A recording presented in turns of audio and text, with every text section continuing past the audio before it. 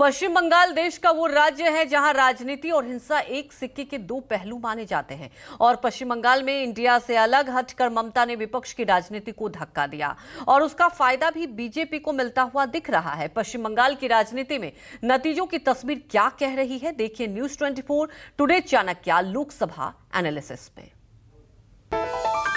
पश्चिम बंगाल में लोकसभा की 42 सीटों पर चुनाव के लिए चुनाव आयोग ने 7 चरणों का सहारा लिया और 7 चरणों में पश्चिम बंगाल से हिंसा की खबरों ने देश को हैरान और परेशान किया। इंडिया गठबंधन से ममता ने अलग होकर चुनाव लड़ने का ऐलान किया और कांग्रेस पश्चिम बंगाल में अकेली रह गई। ऐसे में नतीजों से पहले news 24 today Chanakya Lok Sabha analysis बता रहा है कि भारतीय जनता पार्टी को 44% वोट मिलते नजर आ रहे।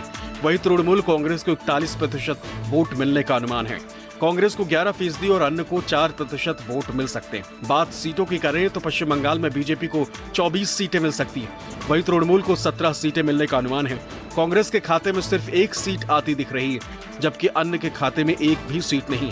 वहीं दूसरे एग्जिट पोल पर नजर डालें तो आज तक प्लस एक्सिस माई इंडिया ने बीजेपी को 26 से 31 सीट, टीएमसी को 11 से 14 सीट, कांग्रेस को 0 से 2 सीट, एबीपी प्लस सी वोटर ने बीजेपी को 23 से 27, टीएमसी को 13 से 17 सीट, तो कांग्रेस को 1 से 3 सीट, रिपब्लिक मैट्राइज के सर्वे में बीजेपी को 21 से 26 सीट, टीएमसी को 16 से 20 सीट, कांग्रेस को 0 से 1 सीट। इंडिया टीवी के एग्जिट पोल में बीजेपी को 22 से 26 सीट, टीएमसी को 14 से 18 सीट, वहीं कांग्रेस को 1 से 2 सीट मिल सकती है। 2019 लोकसभा चुनाव में पश्चिम बंगाल में बीजेपी का प्रदर्शन बढ़िया था और बीजेपी इस बार भी बंगाल में अच्छे प्रदर्शन की उम्मीद लगाए हुए है और नतीजों से पहले के अनुमान बता रहे हैं कि बंगाल में ममता का एकला चलो दाव इंडिया गठबंधन के लिए उल्टा पड़ गया।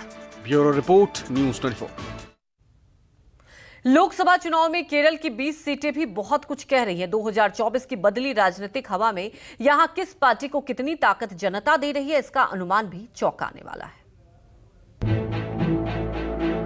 केरल में एक बार फिर कांग्रेस गठबंधन यूडीएफ को बड़ी जीत मिलती नजर आ रही है।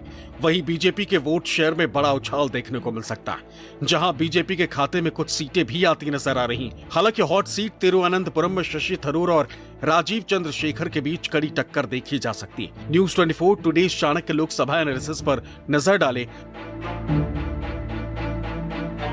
तो यूडीएफ को 48% वोट मिलने का अनुमान है। वहीं एलडीएफ के हिस्से 20% वोट मिलने का अनुमान है। केरल में बीजेपी का वोट प्रतिशत बढ़ता नजर आ रहा है और बीजेपी को 28% वोट मिल सकते हैं, जबकि अन्य को 4% वोट मिलने का अनुमान है। सीटों की बात करें तो यूडीएफ को 15 सीटें, एलडीएफ को 1 सीट, बीजेपी को 4 सीटें मिल सकती है। News 24 today Chanakya Lok Sabha analysis के अलावा दूसरे एग्जिट पोल पर नजर डाले तो आज तक प्लस एक्सिस माई इंडिया के सर्वे में यूडीएफ को 17 से 18 सीट, एलडीएफ को 0 से 1 सीट, बीजेपी को 2 से 3 सीट, एबीपी प्लस सी वोटर के सर्वे में यूडीएफ को 17 से 19 सीट, एलडीएफ को 0, बीजेपी को 1 से 3 seat. News 18 mega exit poll में यूडीएफ को 15 से 18 सीट, बीजेपी को 1 से 3 सीटें मिलने का अनुमान है। केरल का चुनाव इस बार इसलिए दिलचस्प माना जा रहा है क्योंकि यहां बीते चुनाव में सीपीआई-एम पर हावी हुई कांग्रेस केंद्रीय स्तर पर एक ही इंडिया गठबंधन का हिस्सा है। कुछ सीट पर दोनों दलों में फ्रेंडली फाइट भी देखी गई है। वहीं बीजेपी ने भी कई हाई प्रोफाइल कैंडिडेट उतारे थे, जिन्हें बीते चुनाव में एक भी सीट हासिल नहीं हुई थी। Bureau report news 24।